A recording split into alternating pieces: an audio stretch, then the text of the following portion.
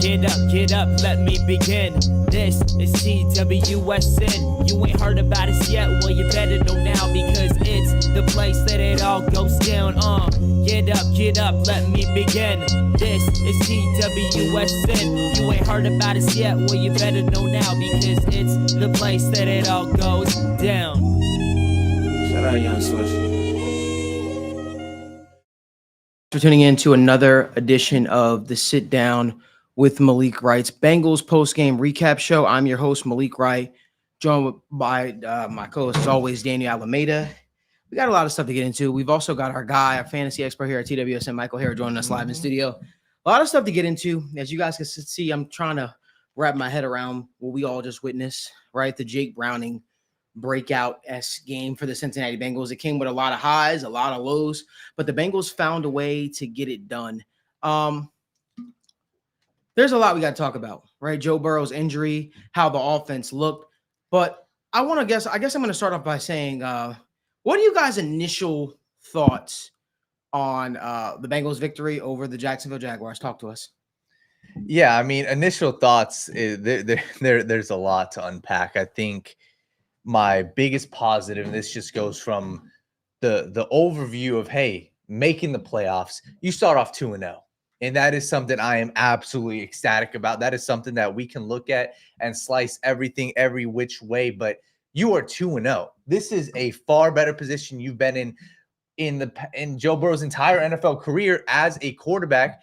And this is a big boost to your team, because we know how the Bengals tend to finish off their season. So the Joe Burrow injury, we're going to discuss it, but starting off 2-0 is such a huge blessing for this team. And these are the type of games where we are going to look back on when the Bengals are in the playoff race, hopefully near the end of the season, say, hey, those games helped. Even if the Bengals are trying to sneak in, you got 2 wins right away. And that's the biggest thing. Is I'm just extremely happy because both games were in the hands of the opposing team. Both times, Joe Flacco, Trevor Lawrence, both times had a chance to go out and win these games, and they faltered. And the Bengals defense capitalized, as well as in spurts of Bengals offense. But that's my biggest takeaway immediately is, hey, you are entering week 3. You're entering the unknown. At least you're 2-0. You look at the other teams in the division, at least the Pittsburgh Steelers, 1-1. They're a team, they look like they're going to fall apart at some point. The rest of the teams, even in the conference, you got teams battling back and forth. You are 2-0, and that is by far and away my biggest bright spot before we get into the rest of the nitty-gritty. I mean, the biggest thing here, and I said it last week after the game, I mean, these are just games that the Cincinnati Bengals did not win last year. Yeah. This sort of game does not go the Bengals' way in 2024 and in 2025, even though it was ugly, not necessarily ugly, but just looked out of reach for a lot of the second half. It went the Bengals' way. They made the plays where they had to. The play that stood out to me, it wasn't even a play itself. It was the game management from Zac Taylor. We were going back and forth with this watching the game, was going for it on 4th down from your own 15-yard line it was, and just putting your team in a position to win and ultimately coming out on top. And obviously we'll get further into this, but just an awesome game for Ja'Marr Chase. I believe it was 13 catches on the day for Chase. So 14 catches, 14 for well over 150 yards. So it was just all around a nitty-gritty win, but put another tally mark in the W column and just kind of get out of here, figure things out with that Brian Flores defense coming up on a road trip to Minnesota. But 2-0 is 2-0, and I think everyone can just be happy that we're here instead of where we've been these last couple of years. Yeah, I thought there's a lot that we can kind of discuss. We could discuss sort of how the offense really transformed under Jake Browning. It's very similar conversation that we had 2 years ago when Joe Burrow went out and Jake Browning was in there starting the rest of the way. The offense just was able to find a rhythm. The running game looked better. It didn't look better today, but I just think that everyone was a little bit more settled. It leads to a greater conversation that I think we got to have, but I do want to just touch on Trey Hendrickson stepping up in a huge moment, right? Putting the defensive line on his back. Obviously, rookie Shemar Stewart went out with an ankle injury. So you didn't have all those contributing factors. It felt like you saw a little bit of a bounce back performance from guys like Cam Taylor-Britt. I felt like they were kind of targeting the guy that I think is the best cornerback on the Bengals, and Dax Hill a lot. Dax Hill came away with a big-time interception that helped really just move this game in the right direction. got some thoughts on the way Liam Cohen as well managed that game. I Mhm. thought he helped put the Bengals in a position to come back as well. But man, I think that this is just a hats off to the Bengals staying within themselves, acting as if they've been there before. It's not about how it got done; it's about it getting done. And the Bengals certainly got it done today, boys. And there's gonna be much more to touch on. Let's touch on our immediate reactions. Joe Burrow leaves the game injured, toe injury. We don't actually know what the results are, but it's never good if you're the starting quarterback, of your team and you don't return. Certainly I thought maybe there was a chance he was going to return in the second half, especially since we were close to halftime. That never happened. There was talks about him potentially getting an MRI. I want to get you guys' overall thoughts on Joe Burrow being out. And if Joe Burrow is to miss an extended time, what do we think that means for this Bengals offense moving forward? Yeah, Malik, let me just start this off. The first thing, I'm very annoyed with the management of this, and the reason why is it seems, and you touched on this, Malik, with how they tend to go about their offense with the Jake Browning. It pisses me off the type of offense that they at least start out with Joe Burrow. And the reason why I say that is as soon as Jake Browning comes in the game, Ja'Marr Chase screen to the right side. You put Ja'Marr Chase in motion, another Ja'Marr Chase screen to the left side. You're making life easy on your quarterback. And why the hell are you not doing that for Joe Burrow? Right? It seems like when Joe Burrow's there, the rhythm throws for him are the 10-yard out to Ja'Marr Chase, the 10-yard out to T. Higgins. Even Zach Taylor said that multiple times. That's where they click. But how about making it just simple on him, right? Jake Browning comes in the game, and like I said, the first screen, Ja'Marr Chase takes it 25 yards up the left side of the sideline.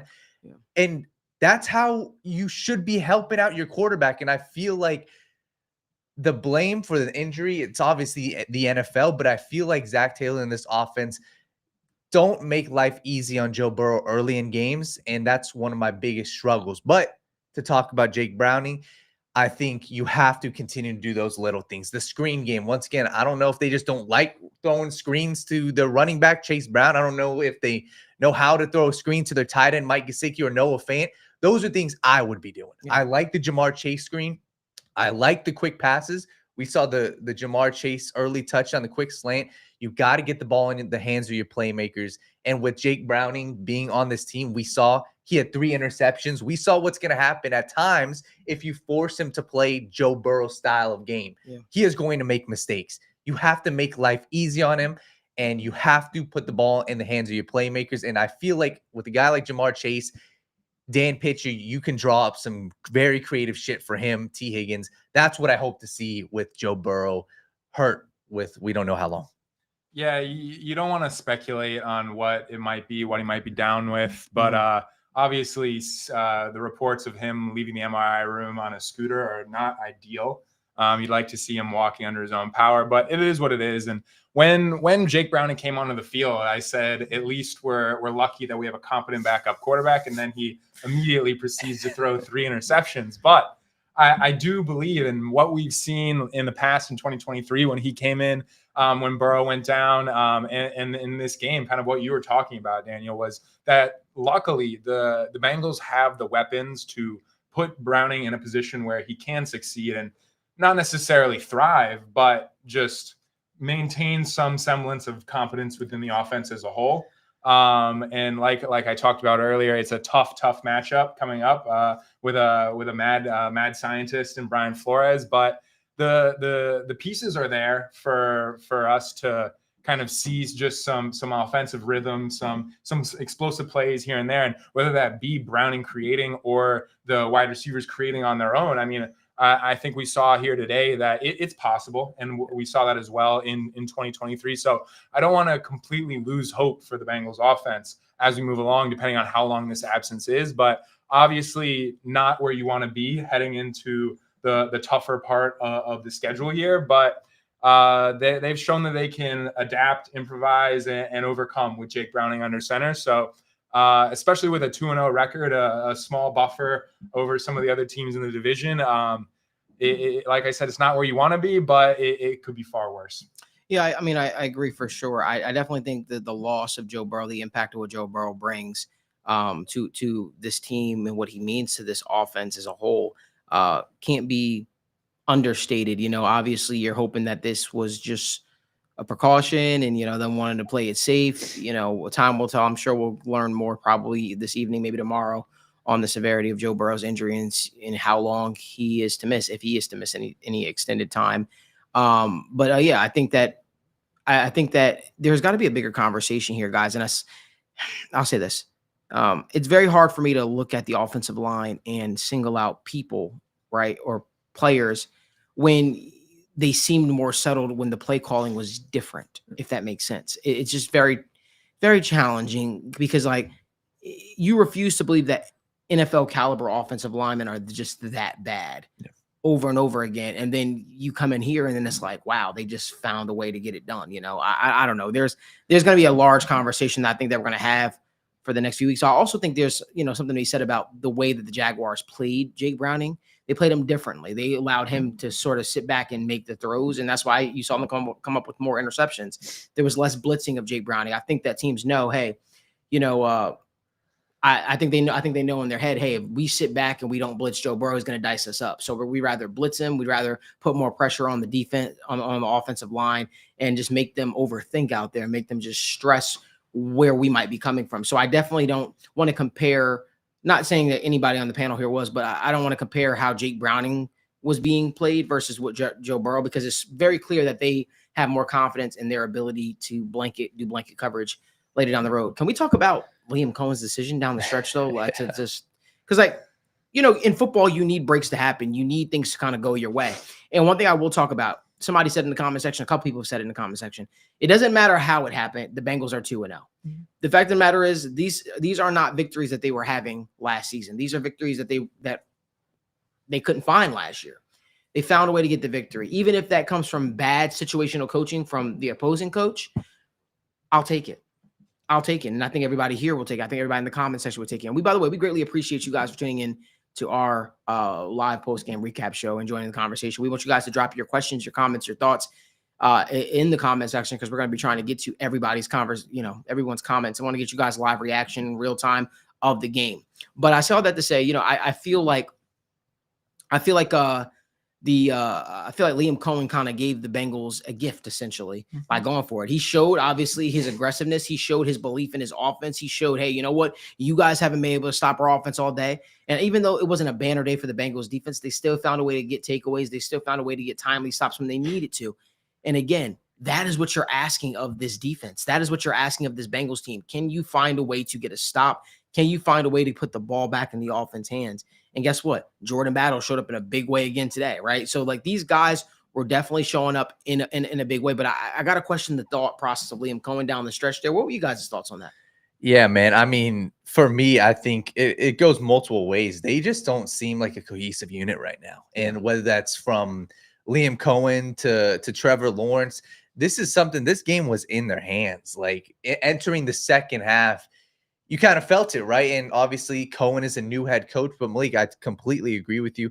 I respect his aggressiveness, but I thought that the decisions leading up until then, I feel like they really put themselves in a hole to where, hey, you had 3 points in the fourth quarter. You put up 1 touchdown in the second half when you had many opportunities. I mean, you go look at just the raw stats, right? I mean, they had 400 total yards of offense. Mm-hmm. And I feel like it was the short downs. It was those short yardage. It was the goal to goes. So I respect his aggressiveness, but it just wasn't, they weren't a cohesive unit. And I mean, everybody shares the blame for their team. I mean, Dyami Brown, drop pass. Brian Thomas Jr., multiple drop passes. The interception, Brian Thomas Jr.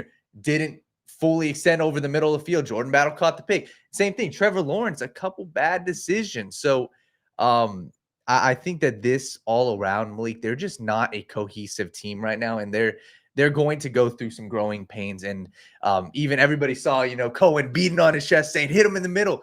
They're just not a cohesive unit. I feel like that this is something to watch because Trevor Lawrence had his fair share of mistakes as well as Cohen in the game management to where, hey, maybe if you do kick that field goal, you go up 6 and it causes the Bengals offense to act differently. But all around, they sold that game and the Bengals went down a 90-yard drive and scored. Somebody said it the best. There's selling a game, right? And then there's things breaking your way. I think a little bit of the two have to sort of happen because you need also things to go your way, but you also need a little bit of quote unquote selling the game for things to break your way. And I think that this was a situation in which Liam Cohen looked at it and was like, I don't think your offense can go down the field on us and put together a close to 90 plus yard drive. I believe in enough in my defense because that's what we've been showing all day. And to be honest with you, put myself in Liam Cohen's shoes, I'd probably make that same decision. I'm not gonna lie. I'd probably make that same decision. When you consider all things considered, you probably make that same decision because you have that much faith in what you were able to see. It was the wrong decision. Obviously, hindsight is 2020, but I understand the thought process there. You wanted to show faith in your veteran quarterback and Trevor Lawrence. It's crazy. We were even saying veteran quarterback. Trevor Lawrence has been in the league that long. But you wanted to show faith in your team. You wanted to show faith in your offense. You wanted to show an aggressive style. So that's my thoughts. Do you have anything you want to add to that, Mike? I completely agree. I mean, if you're in Liam Cohen's shoes there, I'm making that call as well. I mean, you've seen Jake Browning throw 3 interceptions to that point. You're up 3 points. But I think generally the Jaguars shouldn't have ever been in a position where Liam Cohen is having to make that decision. Yeah. The Jaguars should have scored more than 27 points today. That red zone INT from Trevor Lawrence, that other turnover where we talk about Brian Thomas holding up in the middle of the field, not wanting to get hit. Just here and there, the little things that kind of take points off the board for the Jaguars that put them in a tough position. And like we've been talking about, it's just all the little things that come together and allow the Bengals to win this football game. But I don't really have any significant gripes with the call there from Cohen. And at the end of the day, this is his second game as an NFL head coach. That is this decision-making process, that game management stuff. I mean, you expect there to be kind of some ups and downs here early in the season. So you cut him some slack, but I don't want to put it all on Cohen just because, like I said, I just don't think that the Jaguars should have been in a position where it was a 3-point game. And their goal to go, or inside the red zone rather. So it really is you're just happy that all those things did in fact go in the Bengals' way. And for the Jaguars, I mean, they'll roll with the punches. They'll get things sorted out. Got no choice but to, right? Yep. I mean, yep. One thing I want to touch on again while we have you guys out here, if you guys could do us a huge favor, give this video a like, subscribe to the channel, turn on post notifications so you guys don't miss when we go live or upload content. We're going to get to all your questions, comments, thoughts, concerns in the comment section in just a quick second. But before we do, I want to talk about the winners and losers of this game. I think the big winner of this game is Mitchell Tinsley. Holy fuck. Holy fuck. Excuse my French. Mitchell Tinsley officially has bursted onto the scene for this Bengals team. He found a way to make this roster. He found a way to be active on game days. And Jermaine Burton, the former Bengals 3rd round pick, has been active for now 2 straight weeks. And it feels like the end in Cincinnati, or at least him making a real impact, is probably drawing closer to an end here. It feels like that leap they were hoping Jermaine was going to make, he did not make. But man, we got to give credit to Mitchell Tinsley. It was clear him and Jake Browning definitely had some chemistry. It felt like there was no way that the Jaguars even thought that Jake Browning was going to throw that ball, but he did, and it was a great one-on-one. It was a great one-on-one battle. Somebody said he might even get ahead of Yoshi. I'm honest with you, I wasn't impressed with Андре Voss today. His inability to create separation, his sloppy routes. I've got a lot of thoughts on that. But yeah, man, I'm all about putting the best people out there. Me being an Alabama Crimson Tide fan, I would have loved to see Jermaine Burton work out for the Bengals. It hasn't worked out so far. Андре Voss has not taken that next step forward so far just yet. But Mitchell Tinsley is a guy that seems to just do work. Doesn't matter if it's Joe Burrow. Doesn't matter if it's Jake Browning as quarterback. This guy just is a gamer through and through. But I want to talk about some more winners and losers from today's game. Daniel. Yeah, I think, I mean, you hit the nail on the head with Tinsley. This dude, he can play, and he's going to continue being that guy, probably slotting right behind T. Higgins. But some other winners immediately, I mean, just rattling off some guys on defense. TJ Slaton is a guy in the run game. He is.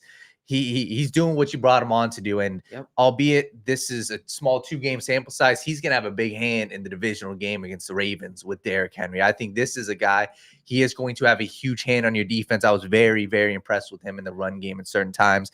Dax Hill, not even counting the interception. I just thought, obviously he led the team in tackles, but he made some big time plays. And for the questions that we had heading into the season about him, he is fast. He made 3 huge run stops on 2nd down, even one that was on 3rd down. His ability to get downhill, he shows why he was a former 1st round pick. And I was just very, very impressed with him. He is a guy. There is no doubt about it. He is the best corner on the Bengals right now. He's just playing his ass off. I was very impressed with him.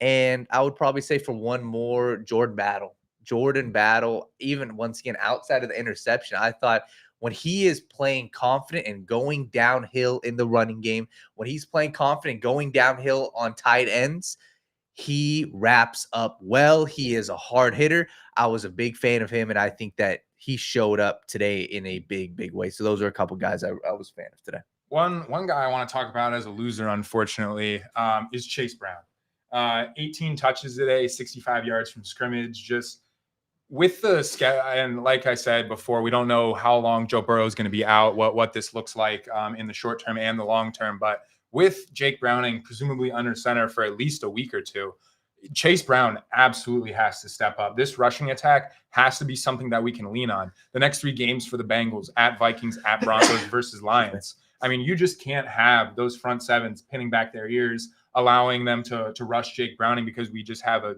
zero ground game, and they're just completely ineffective, completely inept.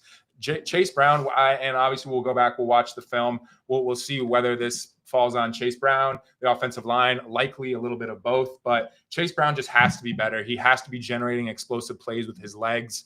If this ground game can't get going in any capacity, and it's been 2 weeks in a row now, and I understand specifically against the Browns, a tough defensive front. The Jaguars, a little bit of an easier matchup, but still nothing doing from Chase Brown on the ground through 2 weeks, and that absolutely has to improve. We talked about it during the game, just not being impressed by Chase Brown, even down the stretch last season. Obviously, he had some good games, just compiling stats, but this is the guy that they're relying on to absolutely carry the ground game by himself, and he's not doing that. Maybe you try and get Taj Brooks some reps on the ground. We know 𝗦𝗦𝗙𝗎𝗘 really isn't bringing that. He's in there for pass protection on passing downs, but it's something that absolutely has to turn around, and just did not like what I saw out of Chase Brown today or last week. Yeah, and just 2 other guys, and once again, we appreciate everybody in the comments. Like one of our guys, Subway's Cookies, was talking about Cam, great name. He said Cam Taylor strapped Brian Thomas Jr. all game. It's a good name. It's a very phenomenal. We got some good names in the chat. We'll read off some of them. I'll let you get this out. Jeez. All right, cornerbacks. Cam Taylor-Britt, DJ Turner. The 2 conversations I want to have is Cam looked good. He looked good on the outside. I'm a fan of him as of right now on the outside. In the short yardage game, that's not really what he's doing. But to end the second quarter, there was one big play where they threw, that deep ball down the sideline, and he strapped Brian Thomas Jr. He had the pass deflection. That's his game, boundary corner. I think that's exactly where you want to have him, and I was very, very impressed with him there. But DJ Turner is the biggest question mark for me. 2 very rough games, just putting it bluntly, getting picked on. He was the biggest cornerback that was getting picked on time and time again. I know he's going against some very quality wide receivers, but he's the name I'm circling and saying, hey, maybe there is a chance in the future, maybe get Josh Newton some snaps, because quite frankly, DJ Turner made one phenomenal play at the back of the end zone, where he pushed Brian Thomas Jr. out, saved the touchdown, but there was at least 6 to 7 plays where I counted. I was like, man, he's just getting cooked. So we'll give him some time, but he's the one I'm circling saying, hey, he had a little bit of a rough game. Yeah, for sure. I definitely think there was a lot of ups and downs in that game, and we'll dissect it a lot. Obviously, we'll be having the morning show tomorrow, 10:30 a.m. Me and the same crew right here will be doing the morning show live tomorrow, discussing all the happenings of Week 2 NFL and just in sports in general. Daniel, before we head out of here, I want to get to some questions, some comments, some thoughts. Let's get to some questions here. All right, so we had 𝗦𝗣𝗢𝗟𝗏 said big Bengals, a big Logan Wilson fan, but he looks slow next to number 44. What was your guys' thoughts on Logan Wilson and how he played? I mean, it is what it is. I'm happy that they utilized a significant draft pick to replenish the linebacking core. And obviously that was an absolute necessity given Jermaine Pratt's departure, but it's good to see Demetrius Knight sliding in immediately and making some plays. He popped on the screen a couple of times, but Logan Wilson, I mean, they gave him the contract. He's expected to be a big part of this defense, Al Golden's new scheme. And it wasn't a good game when it came to just how he looked on the screen, but this is the guy that we're going to be riding with throughout the year, and you just kind of have to stay the course. There really aren't any other options behind him. So it could be a pain point for the defense throughout the year, but this is where we're at, and you just got to hope that he improves here in the middle part of the year.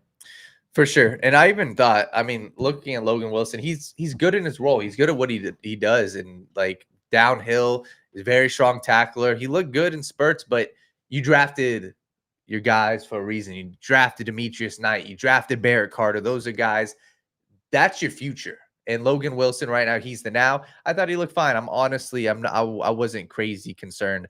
Rucci said, when is it Barrett Carter time? I think it's going to take a while, but we saw last week he got some snaps. Maybe just getting him in there on third downs, covering the tight end, allowing him even to get in there on a design blitz. That's probably where I see his biggest value. But as far as him being a capable starter, it seems like they're just going to roll with Demetrius Knight, Logan Wilson for now. I'm cool with that. And I would just expect Barrett Carter to get some plays probably down the season, just in spurts, unless if somebody gets injured. I saw Logan Wilson make some key stops as well, too. Yeah. I want to give him a little bit of credit. I think there's a lot when you kind of have so many interchanging pieces out there and you're trying to just keep everything afloat, because he's wearing the red dot. Yep. He's the guy that's communicating the defense. I think it's important that everybody just I think he's dealing with a lot, especially with a secondary that they're trying to build chemistry with. So we'll see exactly, because he looked fast and physical week one. He didn't look bad. He didn't look terrible today. I understand what people are saying as well, but I think that we'll know more as the season progresses. But anyway. No, for sure. So we had a question from, I believe it was James O'Hara. I saw he was asking, can't quite find this question right now. But we had another question. Somebody was asking about the offense side of the ball. What was your guys' thoughts on how T. Higgins performed today? I mean, I thought T had strong hands, had a couple of some very some very, very key catches for the Bengals today. I thought he played big. I thought exactly kind of what we talked about last week. You need to trust the guys that you pay big monies to, give them an opportunity to make plays, And I thought that Jake Browning was doing that today. I think he was wheeling and dealing, for right or for wrong, some of it resulted in interceptions, but I thought he was giving these guys a chance. I'll give you guys an example. Mike Gesicki, outside of the opening quarter against the Browns, he had not been targeted throughout since week one against the Browns, the first quarter. He hadn't even had a target. So he, it took a while, but finally, all of a sudden, Jake Browning gets in the game. He has 3 catches. Right. So it's like one of those things where you want to see that there's a reason why you brought in Noah Fant. There's a reason why you have Mike Gesicki on the roster. Trust these guys. Give these guys an opportunity, even if it looks like they're covered. What did Ocho Cinco used to say? I'm always open. Give these guys a chance. Like, what are you paying them for? What are you paying Jamar Chase to be, why is he the highest paid wide receiver in football? It's because of the plays he makes. Give these guys an opportunity, even if it looks like they're covered. T. Higgins is, one of the best, if not the best, 50-50 jump ball receiver in the National Football League. Why aren't you giving the guy an opportunity, even if it looks like he's covered? You're not going to always have perfect coverage. Give the guys a chance. Allow them to make plays. Things aren't going to always, be 100% easy, or you can throw guys open. So for me, it's like, just give these guys an opportunity. I said it last week against the Browns. I understand the Browns have great corners, but you also pay your guys here. You got to give those guys an opportunity as well. And somebody said Drew Sample is going to see less and less snaps. 100%. He's going to, but there's no reason why Mike Gesicki and Noah Fant can't be on the field at the exact same time. I'm sorry. Mike Gesicki was offering more in the receiving game, even if it was late down the stretch to Andre Osivas, and I get it. Andre Osivas is a guy that they have a lot of hopes for, but I will give Andre Osivas credit for fighting through that pass interference coverage, which Jake Brown threw up, which gave the Bengals an opportunity to come back in that game. So but I'd like to see Mike Gesicki used more in the slot, lined up, and then having Noah Fant as well in there. I think it just creates a nightmare for defenses personally. For sure. Going back to that question from O'Hara, it was the same thing you were talking about, that 4th down play. What was your guys' thoughts on Zach's game management there? I mean, it was still the 2-minute warning, 3 timeouts. Was that the right decision for you guys? Obviously, it turned out well. I think it was a fantastic decision. And like we've talked about, hindsight's always 20/20, but within the flow of the game itself, I mean, it's outside the 2-minute warning. You have 3 timeouts to go, but essentially you punt that ball away. You're asking your defense to get a stop on the first set of downs, or you're asking your defense to get a stop on the second set of downs, and you get the ball with maybe 30 seconds left. And if you don't convert there, it's basically the same situation. You're asking them to get a stop to force a field goal, and that really doesn't change the flow or what you need to do on the other side of the ball that dramatically. Obviously, you have to go down and get a touchdown instead, but the risk reward is there, in my opinion. When they were on the play, the fourth down play, the clock winds down, or the play clock wound down to 2-3 seconds, and I was saying, please snap this ball, because that's a situation. You have the ball in your hands. You don't know how the defense is going to fare. The Jags had frankly been just driving the ball down the field at will. There was some miscues here and there and some turnovers, but for the most part, the Jags were moving the ball and getting 5 a carry. I believe they ended the game with over 5 yards per carry as a team. So it was the right decision, in my opinion. It's what I wanted them to do, and we're lucky that that's how it played out, and they ended up converting. For sure. We had 2 questions about Orlando Brown Jr. Jared and I believe Malcolm said Orlando Brown Jr. had a little bit of a rough day. Would you guys consider him a loser from today's game? Yeah, I mean, it's been a bit of a rough struggle for him. He's had some tough matchups too. I mean, I'm not going to act like he hasn't gone up against some tough defensive lines to start.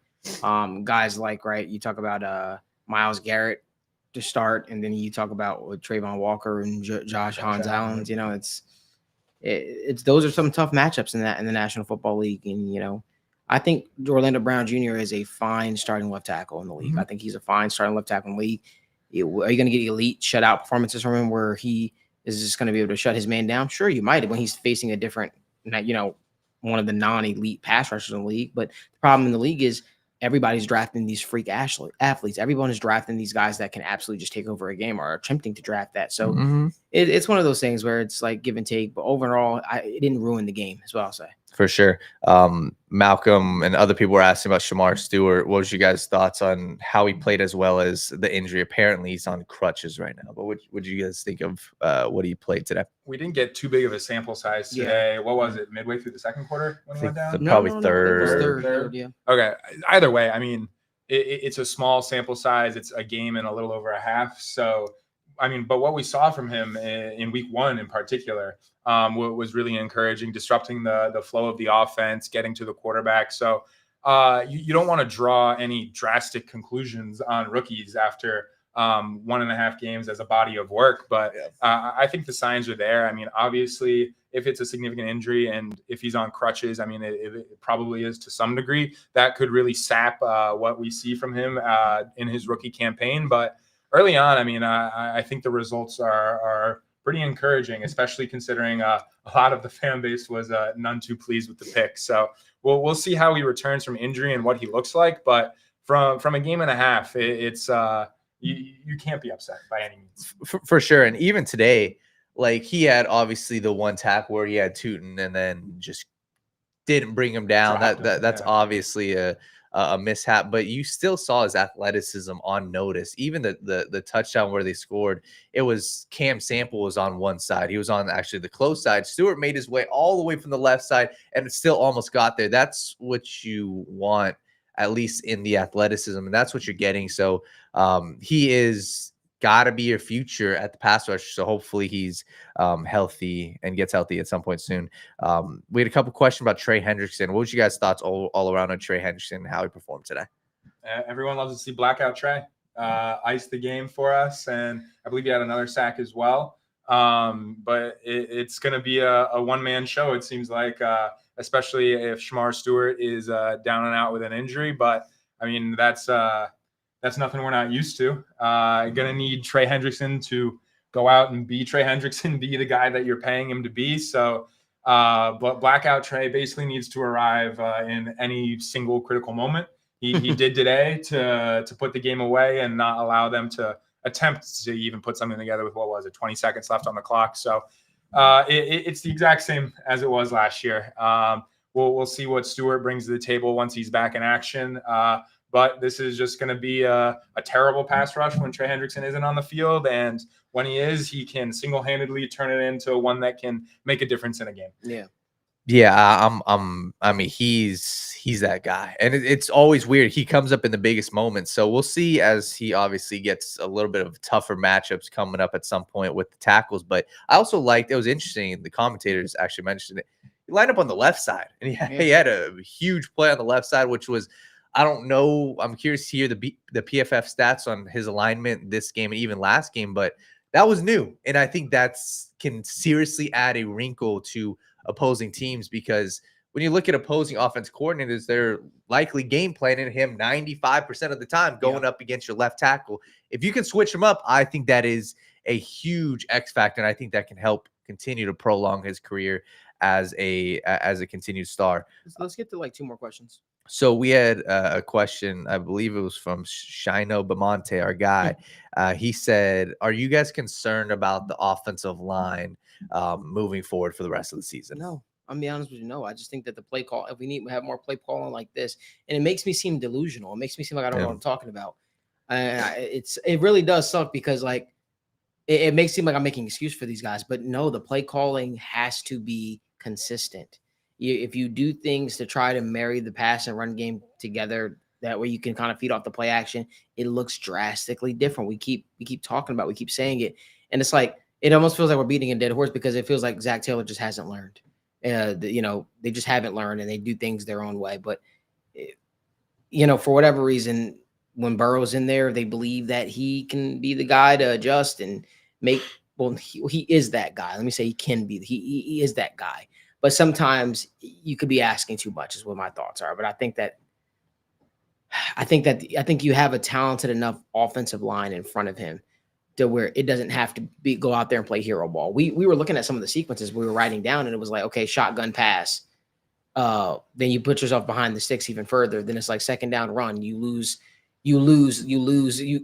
get stopped, right? Because it's obvious you're about to run the football based on your alignment. And then in third down, you're in third and long situations. There were so many plays like that where you started off first down, shotgun, incomplete pass, second down, run the ball, get stopped behind the sticks, third down. Now you're dealing with a third and long, and it's like, oh, the offensive line sucks. It's not that the offensive line sucks. It's by the time we get to the third down, when we talk about earning the right to rush the passer, what are you going to do on third down? Duh, you're not going to run the ball. You're going to pass the ball. You're going to allow guys like Josh Hines-Allen, Trayvon Walker, Eric Armstead to tee off on your offensive line because you didn't make them earn the right to rush the passer. Instead, you went out there, shotgun, incomplete pass, second down, got stopped behind the sticks, and then third down was an obvious pass. That's why teams usually start the game, when they used to at least start the game running the football, right? Because they want to establish the run. They want to gain that respect off the back. They also want to make it easier. You got to make these offensive linemen get into the game too. They said they love when teams run the football, putting a pad, shoulder pads and making contact with another physical human out there. But you're going out there, you're going shotgun. Now they're rushing the passer. They're not earning the right to rush the pass. Second down, stop behind the sticks. Remember, whenever think about it from a momentum standpoint. I coach football. Dan coached football. We had an opportunity to. It's like a momentum thing. You come out first down, you get stopped because of incomplete pass, tip ball, whatever. The defense is jacked up. They're fired up. It's like momentum. Then second down, they're like, you're definitely going to run the ball because you're not going to do three pass. You're not going to do 3 pass plays. So you run the ball. Then you get stopped behind the line. And it's like, oh, we're even more jacked up. Now it's third and long. Oh, man. Remember, anything that is beyond 3rd and 6, I consider third and long. Anything that's not 3rd and 6 or even 3rd and 5, you could say. Anything beyond 3rd and 5 is considered third and long. So if you got an incomplete pass on the first down, you get stopped for, let's say, a yard. Okay, now you're 3rd and 11, and now the pass rush is going to tee off on you. You disrupt the rhythm of your quarterback. You disrupt the rhythm of your offensive line. And then now your receivers, to me, it's just like, it's not rocket science. But then we all look at the offensive line. You know what we say? This offensive line is shit. This offensive line is shit. When that's just not the case. That's just not the case. There's been too many resources added to the offense. At what point do we look at the play calling and do we say, okay, the consistency is the issue? That's why the offensive line is getting teed off on, because you're not making these defensive coordinators, not making these defensive lines earn the right to rush the passer. You guys see people out there with this egregious take like Lucas Patrick's better than Dalton Risner. I'm like, what are you talking about? That couldn't be further from the truth. So you mean to tell me every single guard that the Bengals have started the last X amount of years since Clint Boyling went out, since Clint Boyling retired, when Marvin Lewis was here, are all terrible? Every single guard is just awful. I guarantee you, if you make a guard, drop back in pass protection, 85% of plays, it'll look like this. It'll look like this.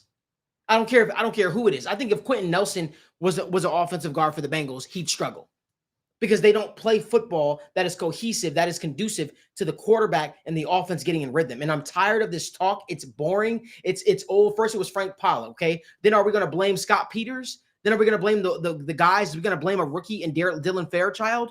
At what point does the play calling have to take the onus on them? Because guess what? We've seen when Joe Burrow was out and Jake Browning was forced to be slotted in the spot, all of a sudden the offensive line looked different. All of a sudden it did. Do y'all remember during the Super Bowl run when they were literally running under center, the offensive line looked better? I don't care. At this point, you don't care. You can't care about what he loves. Yes. It's about what's going to keep him upright. Because guess what? Who's going to explain to his family? Who's going to explain to him when he's sitting on IR by week 6, out for another season? I don't care what he likes. At some point, you got to protect people from themselves. I'm a CEO of a company. I could have a journalist or somebody that thinks that they can do X, Y, Z better, and what's gonna set them up for failure. It's my job to lead them in the right direction, right? And it's the same can be said for these coaches. These coaches, it is your job to put the team in the best position to be successful. It's not the Joe Burrow show. It's not the Joe Burrow team. It's about everybody working together. And at the end of the day, as much as I love Joe Burrow, and as much as I love Joe Burrow and I love watching him play football, he plays reckless football sometimes. And he takes unnecessary hits. I get he wants to sit back there. He wants to drop back. He wants to make the reads. But sometimes you got to protect that dude from himself. Sometimes you have to protect that dude from himself. We've seen ACL, wrist injury, right? At some point, he's got to play football that is more friendly to this offense. Everybody's got a job to do. These guards got a job to do. The offensive tackles got a job to do. The running backs have a job to do. The tight ends have a job to do. Let them do their job. That's my hot take. You ain't wrong. You ain't wrong. And my 2 quick cents on that before we get to our final question is I see a lot of people even saying, right, that's how Joe Burrow likes it. You said it best. It ain't about what Joe Burrow likes. It's about what keeps him healthy and what keeps this offense going. And the play calling is just not always conducive to what's best for them. Like I said, it seems like they put so much on his plate to where, hey, Zach Taylor, you got to take the onus upon yourself. Hey, you have to call these screens. You have to call these quick passes because this has been a constant theme. We saw it last time when Joe Burrow got hurt, when Jake Browning came in. So, if it's 1 time, shame on me. But if it's 2 times, it's a trend. Like, it makes sense. This is Zach Taylor. This is the offense. So as soon as somebody else comes in, all right, let's simplify it. Let's make it easy on Jake Browning. Why the hell do you not do that for Joe Burrow? So that's my all-around take on that. And on the offensive line, same thing, Malik. I'm not concerned. The only thing I'm concerned about, knock on wood, I just hope that Amari Mims is healthy. And that's the biggest concern because we saw him go out for 1 play. Cody Ford let up a huge sack. I just hope that Mims gets healthy, and I hope that whatever it is, whether it's his ankle or whatever it is, you just hope that he can stay healthy because when he's on the field, he's a beast. And when he's not, it could look rough. If I'm not mistaken, Mercy, you could fact check me on this. Jake Browning got sacked 1 time. Yep. Y'all can fact check me on that. Jake Browning got sacked 1 time. As once. Like, and they dropped back 32 times. Like, there were opportunities for him to get sacked. All I'm saying is, like, we have to make it easier. It can't just be the offensive line is terrible every single year in and year out. It just cannot be that. I agree. He has had some terrible offensive line play. He's had Michael Jordan. He's had some pretty bad offensive guard play. But at some point, can we just look at the play calling? Joe Burrow was sacked twice. I think Jake Browning was only sacked once, right? Burrow sacked twice. Joe Burrow was sacked twice. Yep. Jake Browning was sacked once. At some point, we have to look at the play calling. It can't just, it's getting tired, right? Like, you can't keep blaming everybody this fault, this fault, that fault, this fault all the time. At some point, you got to look at the mirror. At some point, you got to look in the mirror. They all have a job to do. Make them earn the right to rush the passer. That's just, I don't know. That is my take. I'll die on that take. I've been saying this for years. But it's fucked up to the offensive line because they get bad. They get a bad shtick. It's, oh, this offensive line can't protect Joe Burrow, when that's not the full story. That's not the full story. You can't drop back from the opening set of the game and let this team and let defensive lines tee off on them and to just say, well, yeah, they can't affect it. They can't stop them. They can't protect them. That's bullshit. That is. You can't. That's like me opening my door. That's like me opening my door in a rural neighborhood, a bad neighborhood, and then being shocked that I keep getting robbed. Yeah. I'm serious. That's like me leaving my door unlocked in my house and me like, oh my God, I don't know why I keep getting robbed. What do you mean? Why do you keep getting robbed? You keep leaving your door unlocked. You're not even making them have to break in. You're leaving your door wide open. You're saying, come in. You're leaving them an invitation to come in and rob me. That is what you're doing. And then you're like, officer, hello? Yeah, what's going on? I got robbed. Okay. I don't know why I got robbed, but I definitely need, no. We definitely need a new door. We definitely need a new door. That's what I need. 100%. If I get a new door, that's what's going to do it. Okay. You get a new door. You keep changing your door out, but you keep leaving your door open. Is the result going to change? No, it's not. Look in the mirror. Have an inward conversation. Because what that tells me right there is there's no in-depth conversation being had. There's no, hey, shit, we're fucking up the process. We're hurting this dude's future. And this is also Joe Burrow looking at it. Got to look at himself and be like, oh, damn, maybe I need to change my style of play. Because clearly, me being the most hit quarterback in the National Football League year in and year out, and me getting like injured and having to leave a game is not a sign of success. That's not what's going to lead us to victories. But we ain't ready for that conversation, right? We're clearly not ready for that conversation yet, but it's tiring to have the same conversation week in and week out and year in and year out. And it's the offensive line is just so bad. We've changed coaches. We've changed players. Now what? Play calling. Let's get better at that. Let's marry the run and pass game together. Let's be smarter. Fuck what he likes. It's about keeping him upright so he can actually complete games so he's not leaving games early from freak injuries. Just a thought. Daniel? No, you're right. And it's a conversation we're going to keep having, but I just point to, and I hate that I sound like a broken record, but hell, you even go look at, and this was a comment from, I believe somebody from Ben. He said, Jags were throwing screens, motion sweeps, play actions, and slow down our pass rush. That's exactly what we're talking about in the run game as well as the pass. You have to slow down a pass rush. And that's something, quite frankly, I just don't think Zac Taylor and this offense have done a lot. And Josh Good in the comment section, he says, bro, the O-line isn't good. It's okay, LOL. Josh, I appreciate you joining the conversation, brother. I appreciate you listening to everything I said. I appreciate it, brother. Because, this is the same dialogue we've had for what now, guys? 5-6 years? Yeah. Burrow's career. Yep. Okay. Just wanted to make sure. Yeah. And at the end of the day as well, what do you do at this point? You're not going out trading for a superstar tackle to replace Orlando Brown. You're not going out and trading for a Quentin Nelson right now. That's not happening. So you've got to find a solution. And the solution has got to be, what do you have in the building? You have elite weapons. You've got to get them the ball, and you have to. It's up to Zac Taylor and Dan Patriot to craft something, especially when Burrow's out for a little bit. But yeah. One last question. I don't know if we want to touch on, but Chris Horsley and a lot of other people are asking about Taj Brooks. When will we enter Taj Brooks? When is he going to enter the conversation on offense? I think it's just a matter of time, man. I mean, you don't think he sees any snaps? I mean, just. How many more times can Chase Brown run into the back of, and I get a lot of it is on the offensive line and their struggles in run blocking, but how many more times can you consistently have Chase Brown handle 90% of the running back carries and see them go for 3-4 a carry without at least attempting to get someone else onto the field?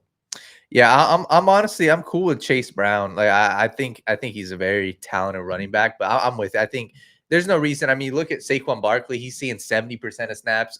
You can lower Chase Brown's snap count, get Perine in there, get Brooks in there.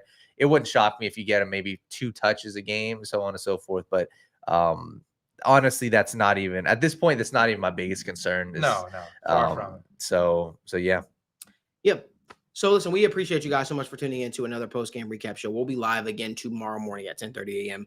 for the morning show as we digest this entire wild fiasco.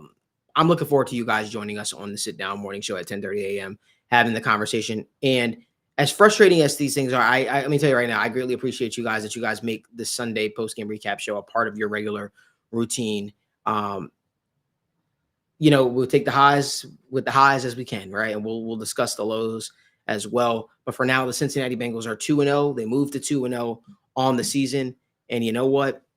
I'll take it, because last year this was not something that they could find. They couldn't find these types of victories, right? So you'll take them where you can. There's a lot to digest. There's a lot to go over. We will be sure to do that tomorrow morning at 10:30 a.m. Make sure you guys do us a favor. Give this video a like, subscribe to the channel, and turn on post notifications so you guys don't miss when we go live, when we upload content. I look forward to seeing you guys at 10:30 a.m. as well. And until next time, 𝗦𝗢𝗢𝗓𝗏. This is TWSN. You ain't heard about